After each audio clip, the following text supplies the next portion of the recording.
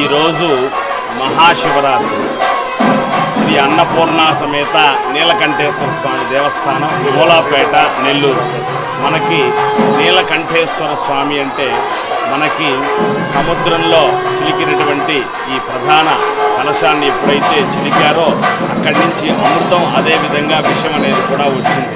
మనకి ఈ అమృతాన్ని అదేవిధంగా దేవతలకు ఇచ్చినటువంటి స్వామి మనకి ఈశ్వరుడు. ఈ నీలకంఠేశ్వర స్వామి మనకి ఎప్పుడైతే ఆ విషయాన్ని మనకి అధిగమించి ఆయన తీసుకున్నారో అందువల్ల కంఠంలోనే ఉండిపోయింది. అందువల్ల ఆయనకి నీలకంఠేశ్వర స్వామి అని చెప్పి పేరు వచ్చింది. అదేవిధంగా ఇది మహాశివరాత్రి అనమాట. అంటే ఈశ్వరుడు లింగస్వరూపాన్ని ఎప్పుడైతే దాల్చాడో అదేవిధంగా మహాశివరాత్రి ఆయన జన్మదినంగా పురస్కరించుకొని ఈరోజు మహాశివరాత్రి అభిషేకాలు, పూజలు, అర్చనల కార్యక్రమాలంతా కూడా చేస్తూ జరుగుతూ వచ్చింది. ఎవరైతే ఈరోజు ఉపవాసం ఉండి అదేవిధంగా స్వామివారికి అర్చనలు, అభిషేకాలు, పూజా కార్యక్రమాలు చేసుకుంటారో వాళ్ళందరికీ శివుడి యొక్క అనుగ్రహం కలిగి శివ సాన్నిధ్యం పొందే అనుగ్రహాన్ని అందరికీ కూడా లభిస్తుంది. ఈ దేవస్థానం సుమారు ఇది బ్రహ్మసూత్రం కలిగినటువంటి శివలింగమైనటువంటి దేవస్థానం. అంటే అన్ని దేవస్థానాల కంటే ప్రాముఖ్యత కలిగినటువంటి దేవస్థానం ఇది మూలాపేటలో ఉన్నటువంటి శ్రీ అన్నపూర్ణ సమేత నీలకంఠేశ్వర స్వామి దేవస్థానం.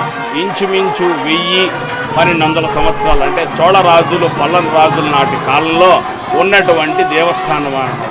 అదేవిధంగా మనకి అమ్మవారు దక్షిణముఖంగా ఉంటుంది, స్వామి తూర్పు ముఖంగా ఉంటుంది.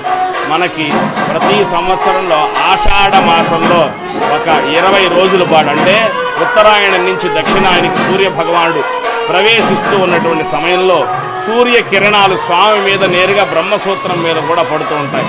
సమయం ఉదయం 6:45 నుంచి 7:15 ఈ సూర్య కిరణాలన్నీ కూడా స్వామి మీద పడుతూ చేస్తూ ఉంటాయి.